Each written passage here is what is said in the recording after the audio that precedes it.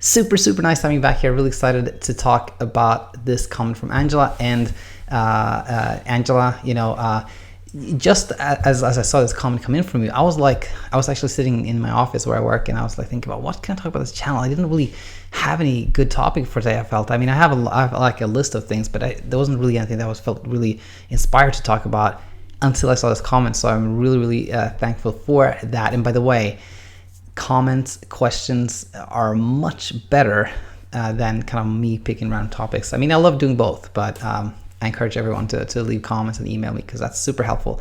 Now, let's read this comment from Angela, and then we're going to talk about what I talked about in the intro there.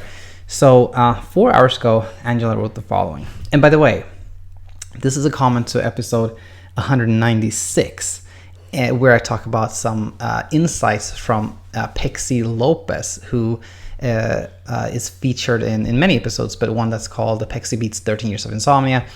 And Angela had noticed that somehow there were less comments from Pexi, and she was like, "Where's Pexi? How's he doing?"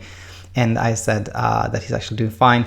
But I said it was from an Amanda. I said Amanda has asked about Pexi. I said that in one of the episodes, and then Angela said, "Was it Amanda who commented?" I know it was me. It was you, Angela. I just confused the names. Amanda. I don't think there's an Amanda in this channel actually. So it was you, Angela. Now, here it is. I've always known I can sleep, but I can't force it, and that's what Pexi talked about. Like, you can sleep, but you can't make yourself sleep. That was kind of his big insight. So sure, I don't mind distracting myself while waiting to get sleepy. What's annoying though is that sometimes my body does not want to sleep when it is tired. In normal people, those that don't complain about insomnia, this does not seem to be the case. And this is such a true observation, and there's so much to talk about really here. But the main thing I want to talk about that I think is going to be really helpful is like the fatigue versus sleepiness, a situation.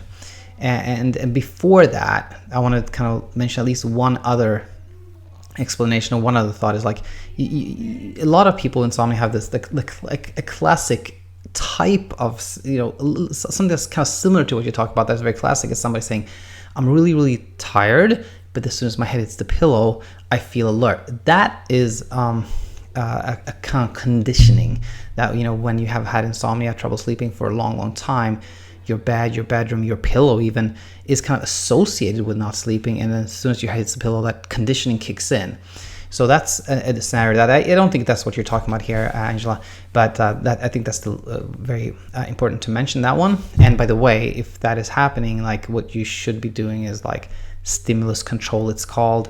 I have a video that one of the earliest videos that is about stimulus control. You can Google that as well, but basically it involves like leaving the bed when you can't sleep and going back and when you feel sleepy again, and to break that unhealthy association, that unhealthy conditioning. Now, to the kind of main topic here. There are two different feelings when it comes to like how we feel during the day. Let's just call it that. Meaning, we can feel fatigued and we can feel sleepy. Oftentimes, when people say they're tired, they mean they're fatigued, but it can be both. It can be a combination. So what do I mean by that? Well, when you feel like you don't have any energy, you feel exhausted, you feel drained, you just can't get going, you are fatigued. When you feel as if like your eyelids are really heavy, it's like just hard to stay awake, and you're like, oh, you're just craving to sleep, you're sleepy. Okay, so we have, let's call it fatigued, lack of energy, exhausted, and we have sleepy, like can't stay awake much longer, I'm sleepy. Now, for someone that has never had any problem sleeping, there's those people that never had insomnia intuitively can tell one from the other very easily. They know that, I'm fatigued right now because of this and that, and I just need to like rest. I need to sit down and maybe read or something. Or sometimes the opposite can be needed. Like some people feel like, I haven't been doing much lately. I'm really tired. I know I need to be more active, and I need to get out there and exercise. That's a kind of appropriate response to fatigue. Now, those people without insomnia also, they recognize sleepiness. They know that, oh my gosh, I'm dozing off. I'm going to take a little nap, and they go take a nap. They recognize one from the other very easily.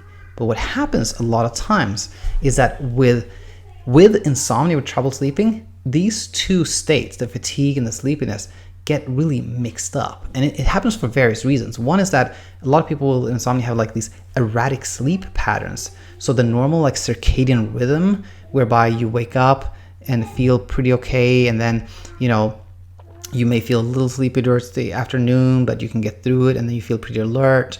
And then at like 10, 11, the body kind of suddenly withdraws like these alerting signals, and you start suddenly feeling sleepy, and you sleep. That's kind of a normal circadian rhythm. That gets messed up when you have like erratic sleep patterns that often come with insomnia. So that's one thing that makes like fatigue and sleepiness kind of confused. Another thing is, if sometimes you use like supplements and medications, which add kind of their own kind of like side effects, and they confuse things. And then thirdly, I have a really important thing I wanted to talk about thirdly, which is these conflicting signals between a brain that's in this kind of like a little bit worried, preoccupied, anxious state, where it's like hyper aroused and kind of wants to kick into turbo mode, and at the same time it may be sleep deprived and it wants to hit the brakes and like make you sleep at the same time. And all these things can make it really hard to tell if you're fatigued and need to kind of rest, or maybe be more active, or if you're sleepy and you need to sleep. So what often happens is that somebody with insomnia is kind of like just feeling tired and interprets that as, I'm sleepy and I need to sleep now, and then sleep doesn't happen. And that sometimes is because you weren't actually sleepy, you were fatigued. So I think that's a really important one. And I don't know, like this was a very brief comment from you, Angela, but I think this is important generally. It might not apply to you, but I think generally speaking, this is an important insight. And even more importantly, like if that is the case, if somebody's like kind of cannot entangle one from the other, what should you be doing? Well, all of this is basically basic CBT, but I want to go over it in context of what we just talked about, which is if you're frustrated not being able to sleep, then leave the bed, like we talked about before, and go back when you actually feel that sleepiness. And that's important because the sooner you leave the bed when you're not falling asleep, the quicker you learn that, okay, that what I felt like there wasn't a cue that I needed to sleep. So that's number one. And another one is, if you're doing CBT and you have a sleep window, let's say 11 to 6, and it's like 10, 15 or something like that, and you're like nodding off, that is a sleep signal. Like you're having microsleep, or you're actually dozing. That's a cue that you're sleepy. So go to bed, even if it's a little bit before your sleep window. I'd say go to bed, and because that will teach you that again, sleepiness from fatigue.